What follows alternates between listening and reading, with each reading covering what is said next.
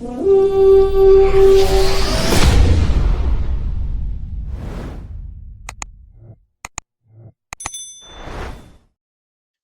Adofo-Mensah is gone. And instead of clarity, the Minnesota Vikings look more chaotic than ever. And yes, I do understand why Kwesi was fired. His draft process didn't deliver. Too many players from the last 4 draft classes failed to develop and also failed to contribute. And when you're the general manager, that's the fastest way you can lose your job. But here's where things take a turn. Once you zoom out and look at the full picture, free agency, internal decision making, coaching influence, and now we got a steady flow of leaks coming from inside the building. It's clear as day that Kwesi wasn't the only problem with the Minnesota Vikings. And ever since his firing, the organization has been more focused on rewriting history and protecting certain people within the building and not fixing what's broken. Kwesi didn't just get fired. He was positioned as the fall guy. And the more information that comes out, the more this franchise looks like they have no vision, no alignment, and no true leadership. The same exact issues fans thought were out the building when they fired Mike Zimmer and Rick Spellman. And it seems like it's repeating itself all over again. So let's dive in on what's really going on with the Minnesota Vikings. Now, off top, we got to talk about Kwesi's failures, right? It all starts with the draft. The draft evaluations failed to deliver on multiple positions. I'm not going to go into Lewis Singh, Andrew Booth, and all these other guys because we already know what happened with them. But the development pipeline never materialized. And that's a problem when you're a general manager. As a general manager, the job is to go out there, evaluate talent, bring them to the team, allow your coaches to develop players, and go from there. And if you look at the past 4 draft classes for Minnesota Vikings under Kwesi Adofo-Mensah, a lot of those draft classes were lackluster. I mean, we can only call out basically, Jordan Addison as one of the best players that was drafted under the Kwesi regime. And Jordan Addison has his own issues that we ain't going to get into within this video. Now, if you fast forward to free agency, right? His free agents panned out the year before. The class with Blake Cashman, Jonathan Gennard, and Andrew Van Ginkel. They basically reshaped that whole defense. That was Brian Flores getting his guys and Kwesi making sure that, he didn't, fail for expectations. And you saw what these guys can do, when Flores got certain pieces on that defense. So you got to give Kwesi credit for that. But the roster still had holes. And when you go back to the lack of draft, hits, all the bust, then you can see why, Kwesi was fired. But was that really warranted for him to be fired just before the draft picks? We're going to dive into that a whole lot more because since he's been fired, it's been a lot of links in the building. So let's just keep it moving, man. Now, when we talk about leaks in the building, we talk about how the narrative around Kwesi and the stories that are coming out ever since he's been fired, right? And I think the Minnesota Vikings are doing a whole lot to kind of like change the perception from Kwesi Adofo-Mensah. And in my opinion, it looks like they're putting everything that was wrong with the team on him, and the people that are still in the building, they are not holding themselves accountable. But do you really expect them to? Now, you look at it like this, though, right? Here's one issue that basically bothered me that came out, ever since Kwesi was fired. Him taking family leave when he, had his first child. And he basically stepped away for about 2 weeks, and it felt problematic to the team, right? And it's a similar outrage that went down when JJ McCarthy didn't mispracticed, for a certain length of time, during week 2. And Kevin O'Connell he can't stop bringing it up. But what bothers me with that situation is this: who approved Kirk Cousins to miss every Tuesday when Kirk was on the team? So it's kind of like you cherry picking. You picking and choosing who can miss time and who can't. And I do understand this, right? I understand that the NFL is a business and it's a daily grind. But for you to constantly scrutinize people for being with their family, during certain situations, that really doesn't sit well with me. I mean, I'm a father myself, and a lot of people out there are fathers and mothers, and during that time, when somebody is going through a pregnancy and childbirth is about to happen, it's a stressful situation. And I don't want to get into you know, you know, the mortality birth rate happening and stuff like that. But like it's a possibility. You don't know what this man was going through, during that pregnancy. You don't know if his wife was having, up and down pregnancy. I mean, I dealt with that, with my wife. So I just don't understand it. It's just like you get constantly, slated to be with your family. It's just ridiculous. Now, another thing that came out also was the quarterback narrative, and reports suggest that Kwesi pushed for McCarthy while Kevin O'Connell wanted to draft Drake May. And this goes back to the 23 draft or whatever, right? And the 24 draft or whatever, right? And I have this issue when people talk about it, especially with Drake May and Sam Darnold being in the Super Bowl next week. The Patriots wasn't going to trade their number two pick. Like, if you are trying to make a trade, the first thing you got to do is get a trade partner that's willing to trade. And I do understand that the Vikings were trying their best, and that's why they went out and traded with Houston to get an additional first round pick in that prospective draft. But at the end of the day, if the Patriots didn't want to trade their pick, you can't make him. And if Kevin O'Connell feels some kind of way because he felt Quasi didn't do enough, and you know they settle for McCarthy, then so be it. Then you work with that. But I don't think that was the case. I think Kevin O'Connell had of a list of names, basically, of quarterbacks that he would prefer, and I think Quasi executed, and he got him the quarterback that he wanted. And if you look at every press conference during that time, and I know you, it's always a lot of fluff, but it didn't feel like Kevin O'Connell was really pissed that they drafted McCarthy. I think now, with the relationship with McCarthy and um, Kevin O'Connell being a little bit fractured for certain situations, now I can see it. But we're not gonna go back and say that Kwesi was the one that basically, drafted McCarthy, especially when you understand that Kevin O'Connell is the quarterback guy for the Minnesota Vikings, and he said it himself. He's basically said that he's the quarterback killer because the team actually wanted to draft, other quarterbacks, and he basically, said, "Nah, we gonna go in another direction." So you want me to believe now that when things don't work out, now he has no say so with what quarterback they get. Yeah, it's just a lot of the blame being shifted, and it's a little bit unfair.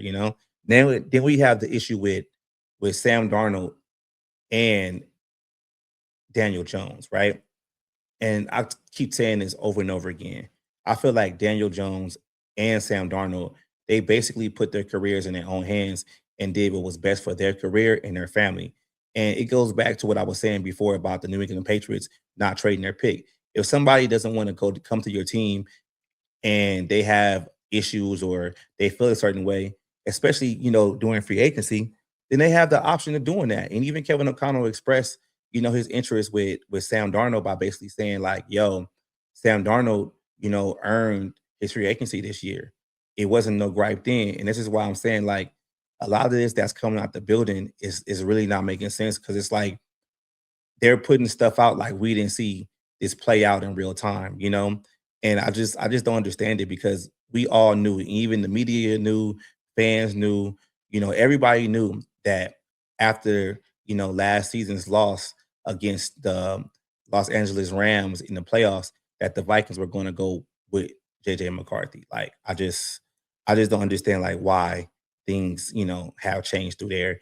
But this one right here is a leak that I really didn't understand, and it kind of like pissed me off because it's letting you know how bad the dysfunction in the front office really is.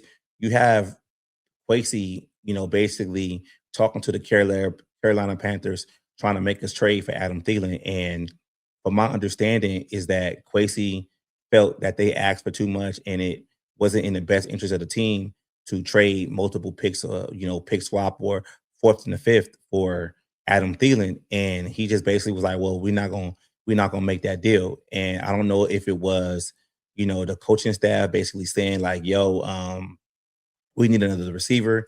Adam Thielen already knows the offense, whatever.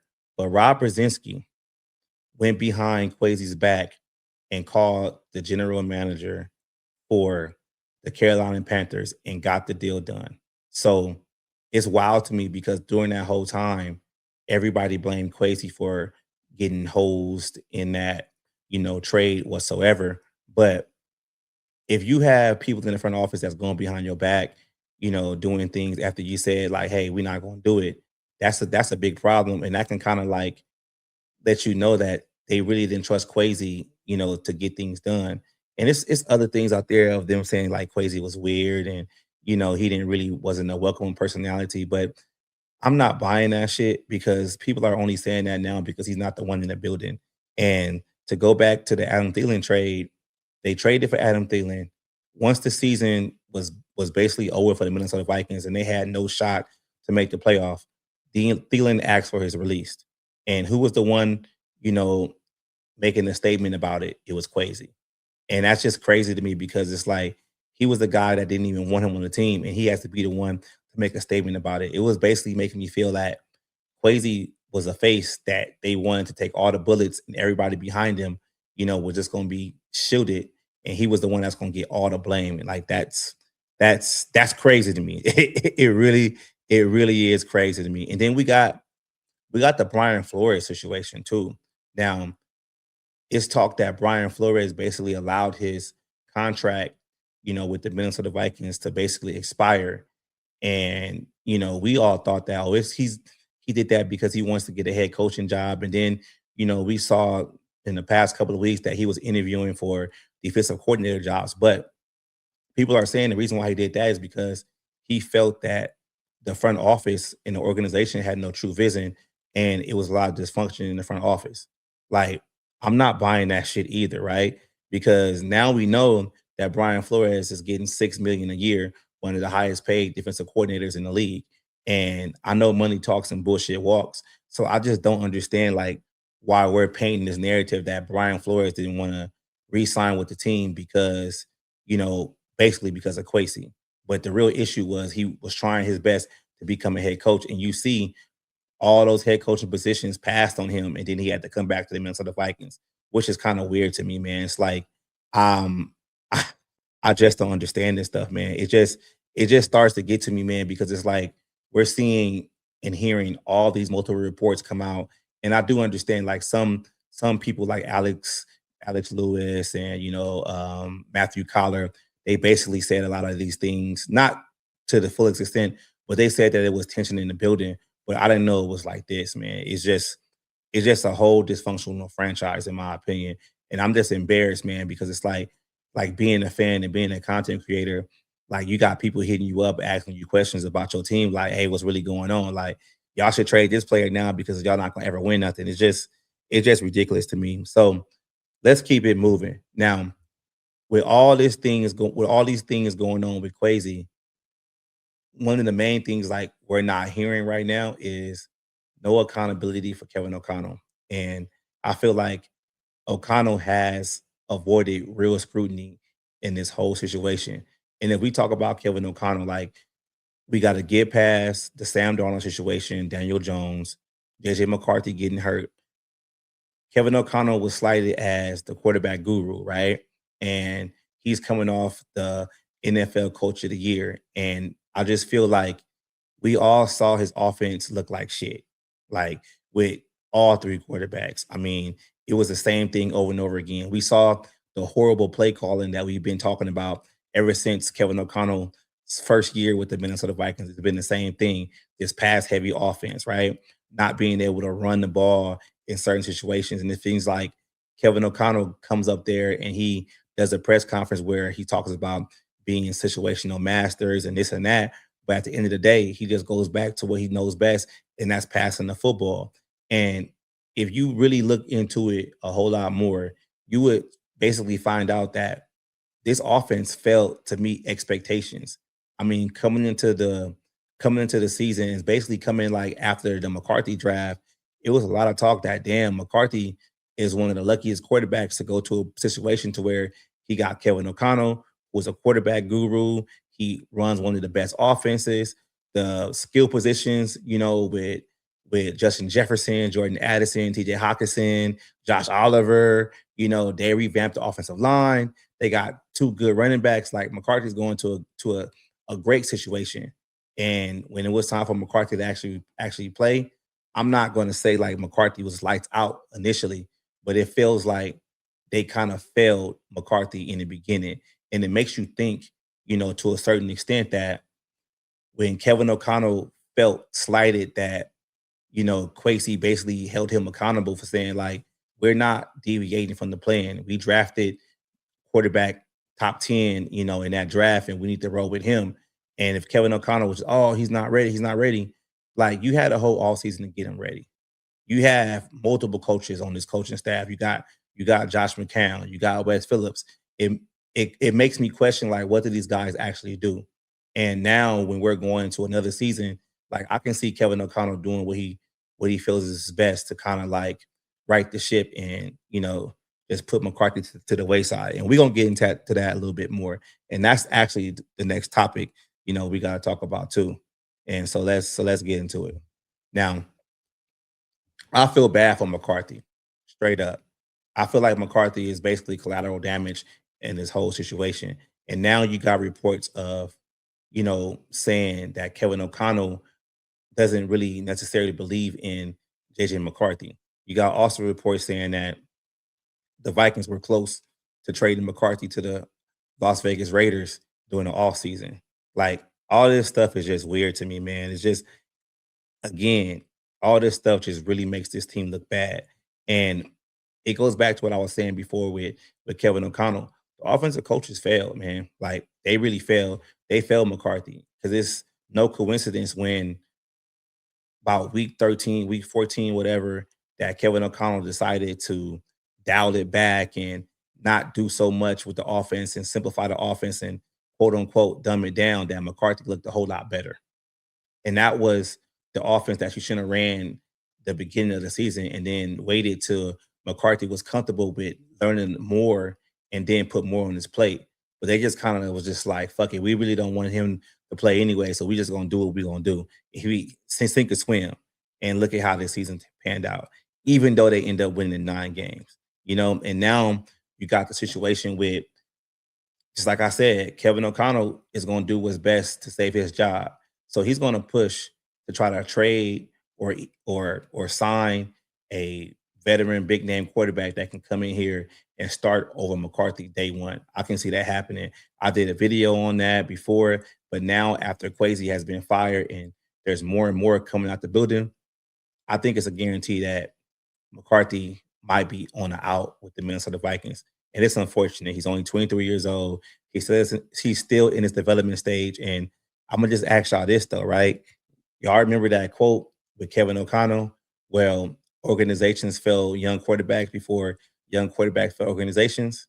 Y'all remember that? What is happening now that an organization with all this dysfunction is actually failing its young quarterback? I wouldn't be surprised if I see JJ McCarthy get traded or get benched and doesn't play. And whatever happens with Kevin O'Connell this season, they get fired. And then, another regime comes in and they want their own quarterback. And then McCarthy would be in the same situation that Sam Darnold, Baker Mayfield, and, Daniel Jones and all these other guys were in, where they couldn't be successful with the team that they drafted. And they're basically on their third or fourth team. And look at him now, especially Sam Darnold with him being in the Super Bowl. Now, that's just tough for me because I still believe in McCarthy, but it's just unfortunate how things are panning out, man. Like you can only like feel for him, man. He's seeing these reports too, just like us. And it's worse because he was in that building, last season, and he probably seen a whole lot more than what can actually be expressed. So let's keep it moving though. Now we gotta talk about the coaching staff changes, right? Now this one is kind of weird to me because we saw Mike Penton get the axe. I'm gonna say it. He got the axe. He got pushed out. He can say he retired, whatever. I'm not buying that. War is going to come out with that in the future, I believe. But we saw Mike Pitton leave the team, basically retiring, and he was the assistant head coach for the past 4 seasons. So initially, I thought, okay, Brian Flores resigned with the Minnesota Vikings. He's going to take that, you know, assistant head coach role. That's what it's going to be.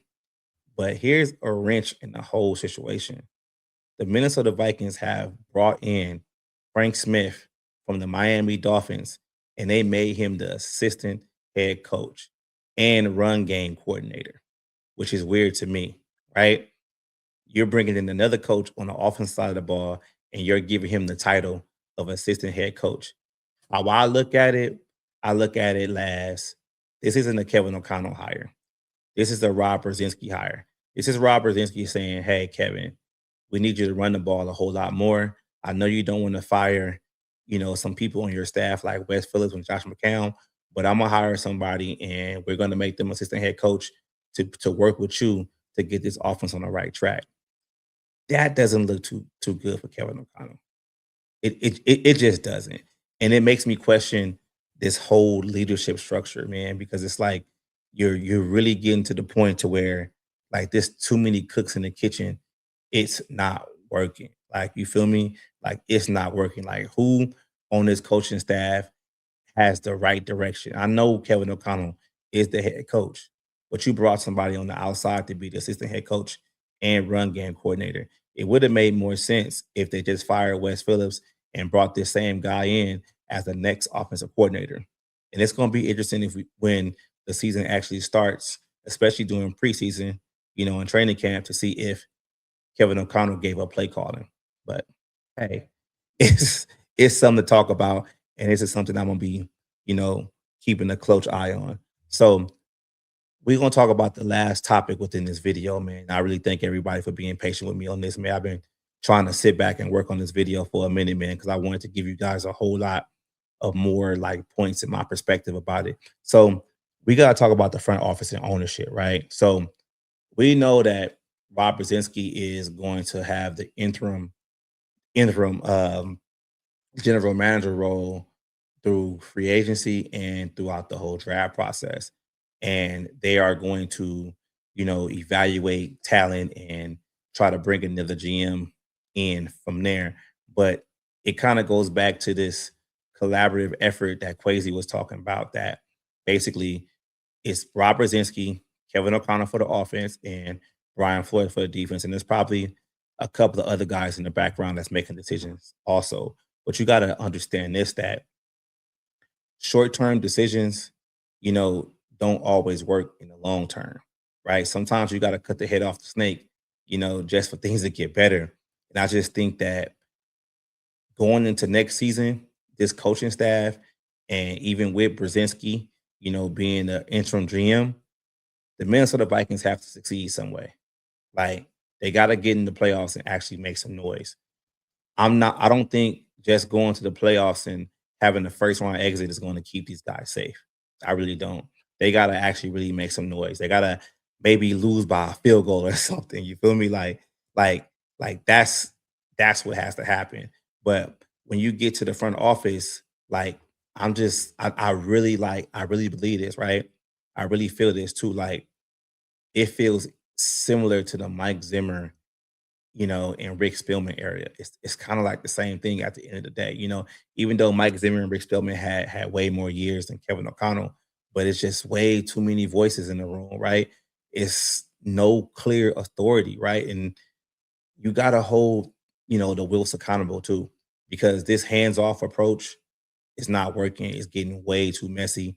Them only flying in when things are not, working out right, or somebody calls them up and tell them that they got a problem. It's not working, man. And like they have to have an undefined leader for this franchise.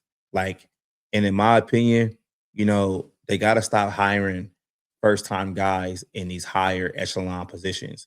Meaning, if you look at the history of the Minnesota Vikings, I don't think they ever hired a head coach that had prior head coaching experience in the NFL. And if you look at Rick Spielman, who was the last general manager, He came in as a scout guy who worked his way up and became a pillar in the triangle of authority. Like he really didn't have any, you know, general manager experience prior to that role either. So it's just like it's just getting weird that, when they hired Kwesi, they knew he didn't have any experience as a general manager. And I think like the Wilfs like do that because then they can kind of dictate of what they want, from a certain general manager going forward. And the same thing with a head coach. Like you're a first time head coach, you happy that this organization gave you the opportunity to, become a head coach or become a GM. And you're not looking at it as like, yo, like I need to have certain control over certain situations. And that's kind of the reason why I feel like the Vikings didn't, go the Harbaugh route because I feel Harbaugh would have basically demanded, you know, he have say so on X, Y, and Z. And I think he would have worked a little bit, better with Kwesi because that was Kwesi's initial guy that he wanted to hire. And I think like some people in the building didn't want that. And you can see why, because a lot of these people are backstabbers, man, and they just pointing the finger. And it's just it's wild to me, man. It's really wild to me. So I'm gonna close this video like this, right? So this is no longer about one general manager. This is about a franchise that still hasn't learned how to align leadership, accountability, and vision. The Vikings fired Kwesi, hoping that it would restart the organization. Instead, it exposed how dysfunctional this franchise really is. Any GM walking into the situation is going to demand full control because nobody wants to be the next scapegoat. And until ownership decides to actually run this team the right way, the Minnesota Vikings will keep repeating the same cycle over and over again. Same scenarios, but with different names. So I ask you guys as fans, what's really changed, man? Like we're going through the same shit. So I mean, that's all I got for y'all, man. Let's go ahead and end this video. I appreciate y'all, for rocking with me. But I gotta get up out of here. Let's go.